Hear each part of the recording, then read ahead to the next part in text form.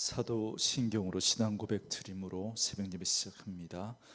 전능하사 천지를 만드신 하나님 아버지를 내가 믿사오며 그 외아들 우리 주 예수 그리스도를 믿사오니 이는 성령으로 잉태하사 동정녀 마리아에게 나시고 본디오 빌라도에게 고난을 받으사 십자가에 못 박혀 죽으시고 장사한 지 사흘 만에 죽은 자 가운데서 다시 살아나시며 하늘에 오르사 전능하신 하나님 우편에 앉아 계시다가 저리로서 산자와 죽은 자를 심판하러 오시리라. 성령을 믿사오며 거룩한 공회와 성도가 서로 교통하는 것과 죄를 사하여 주시는 것과 몸이 다시 사는 것과 영원히 사는 것을 믿사옵나이다. 아멘. 이 아침에 우리에게 주시는 하나님의 말씀은 에스라 9장 9절에서 15절 말씀까지. 에스라 9장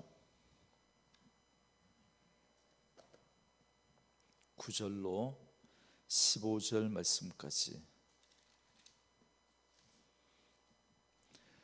우리 말씀 찾으셨으면 한 목소리로 같이 읽습니다. 우리가 비록 노예가 되었사오나 우리 하나님이 우리를 그 종살이하는 중에 버려두지 아니하시고 바사 왕들 앞에서 우리가 불쌍히 여김을 입고 소생하여 우리 하나님의 성전을 세우게 하시며 그 무너진 것을 수리하게 하시며 우리 유다와 예루살렘에서 우리에게 울타리를 주셨나이다. 우리 하나님이여 이렇게 하신 후에도 우리가 주의 계명을 저버렸사오니 이제 무슨 말씀을 하오리이까.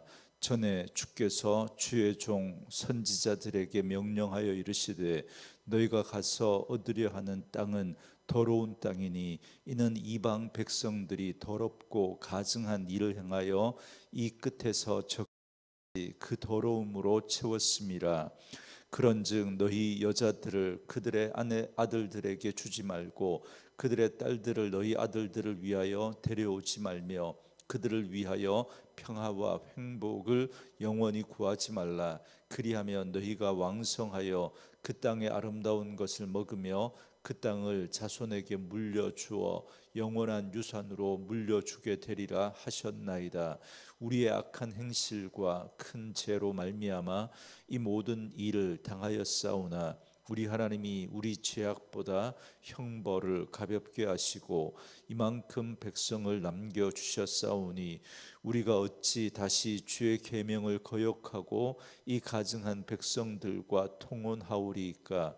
그리하면 주께서 어찌 우리를 멸하시고 남아 피할 자가 없도록 진노하시지 아니하시리이까.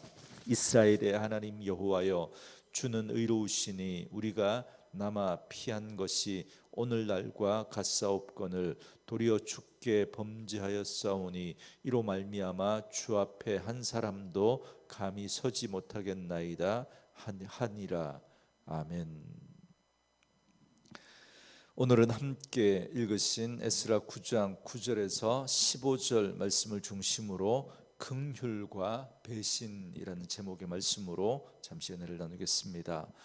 예루살렘으로 귀환한 에스라는 하나님의 선민인 이스라엘 백성들이 이방 여인들을 아내로 맞이하며 살아가는 것을 보게 됩니다. 이에 겉옷뿐만 아니라 속옷까지 찢고 머리털과 수염을 뽑으며 고통 중에 회개합니다. 그리고 하나님 앞에 부끄러움과 수치, 슬픔과 애통에 쌓여 기도합니다. 오늘 말씀은 에스라가 드린 회개 기도의 절정으로 하나님의 은혜와 이스라엘 백성들의 배신 그리고 죄에 대한 통회가 담겨져 있습니다. 먼저 에스라는 하나님의 은혜를 기억하며 이렇게 고백합니다. 9절 말씀에 우리가 비록 노예가 되었사오나 우리 하나님이 우리를 그 종살이하는 중에 버려두지 아니하시고 바사 왕들 앞에서 우리가 불쌍히 여김을 입고 소생하여 우리 하나님의 성전을 세우게 하시며 그 무너진 것을 수리하게 하시며 유다와 예루살렘에서 우리에게 울타리를 주셨나이다. 이렇게 고백합니다. 에스라는 포로된 상태에서도 하나님이 은혜를 베풀어 주셔서 페르시아 왕들에게 긍휼을 입게 하셨고, 그래서 성전과 성벽을 재건할 수 있게 되었다라는 사실을 고백하며 찬양합니다. 이스라엘이 종살이한 건 하나님께 배은망덕하였기 때문에 받은 징벌이 틀림없습니다. 그럼에도 하나님은 그 불순종했던 그 백성들을 완전히 멸망시키지 않으시고 얼마를 남겨두셨습니다. 그런데 지금 이스라엘은 또다시 하나님의 선하신 뜻을 배신하고 또다시 불순종하고 있습니다. 그래서 10절과 11절에 보면 에스라는 이제 하나님께서 선지자들을 통해 주신 명령, 즉 이방 민족과의 구별을 지키지 않았음을 고백합니다. 그 땅의 풍속과 그 가증한 행위를 따랐고 그들과의 결혼을 통해서 거룩함을 훼손하였다라고 자백하고 있습니다. 본래 하나님이 이스라엘 백성들로 하여금 가나안 땅을 차지하게 한 건 하나님이 그 땅을 주시겠다라고 하신 그 약속 때문임에 틀림없습니다. 그럼에도 불구하고 또 다른 측면에서 보면 가나안 족속들의 그 죄로 인해서 그들을 심판하시기 위한 것도 있습니다. 그래서 아직 그 땅의 죄가 차지 않았다라고 하시면서 이스라엘 백성들을 그 광야 40년 동안 또 이렇게 그 방황하게 하신 것도 그 땅의 죄가 차기까지 하나님이 기다리신 측면도 있습니다. 당시 가나안 족속들의 행위는 단지 우상을 섬기는 수준이 아니었습니다. 그들은 우상 숭배라고 하는 그 미명 아래 타락할 대로 타락해서 그 신을 섬기는 그 과정 속에 음행을 행하고 인신제사와 같은 정말 끔찍한 악행을 저질렀습니다. 그래서 하나님은 그들을 진멸하고 그 땅을 거룩한 땅으로 구별하도록 하신 것입니다. 그런데 이스라엘은 이 일에 실패하였고 그것이 올무가 되어 결국 나라가 멸망할 지경에 이르렀습니다. 그런데도 여전히 하나님의 은혜로 포로에서 귀환하였음에도 불구하고 이방인들과 통혼하며 그들의 악한 풍습을 또다시 따르고 있습니다. 그래서 에스라는 그 일을 부끄러워하며 슬퍼하며 회개합니다. 그런데 10절에 에스라는 우리가 주의 계명을 저버렸나이다라고 고백합니다. 에스라는 지금 예루살렘으로 귀환해서 이 일과 전혀 관계가 없음에도 불구하고 우리의 죄악입니다라고 고백하는 것입니다.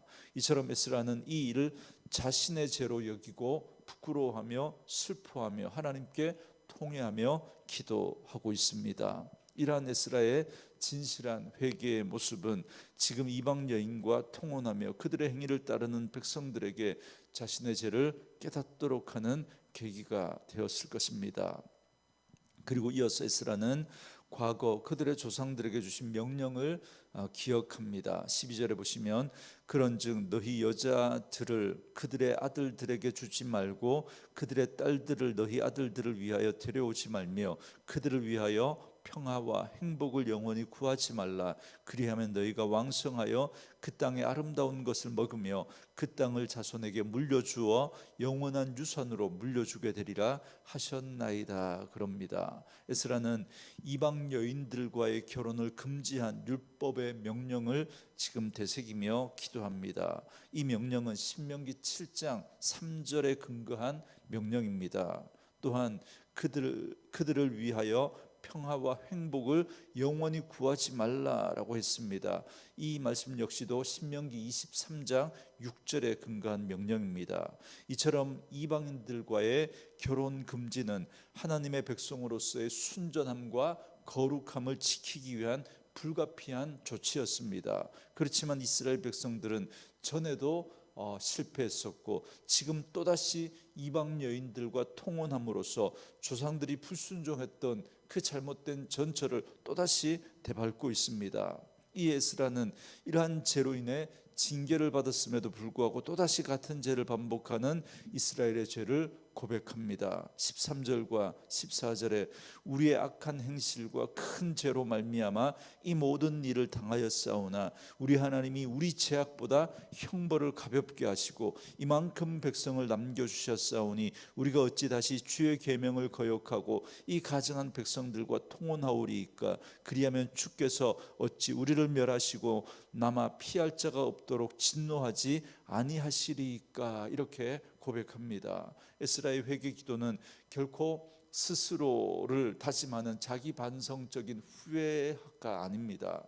또 사람을 의식하면서 추락한 자신의 이미지를 회복하고자 하는 외식적인 그런 기도도 아닙니다. 그는 하나님께 오직 우리의 악한 행실과 큰 죄로 말미암아 당하게 된 형벌이다라는 사실을 분명히 고백합니다. 그리고 그 악한 행실과 큰 죄에 비하여서 형벌을 가볍게 하셨다라고 고백합니다. 징벌을 내리시는 가운데도 하나님의 긍휼이 있었다라는 사실을 언급하고 있는 것이죠. 그리고 백성을 이만큼 남겨주셨다라고 합니다. 그러니까 진노 중에도 하나님의 자비하심이 있었다라는 사실을 고백하고 있는 것입니다. 감히 용서를 구할 수 없지만 우리가 저지른 죄가 너무너무 크기 때문에 감히 용서를 구하지 못하지만 하나님의 자비가 있었다라는 사실을 강조하고 있습니다. 그리고 이제 하나님의 공의를 말합니다. 15절에 보시면 이스라엘의 하나님 여호와여 주는 의로우시니 우리가 남아 피한 것이 오늘날과 같사옵거늘 도리어 주께 범죄하였사오니 이로 말미암아 주 앞에 한 사람도 감히 서지 못하겠나이다 하니라. 그럽니다.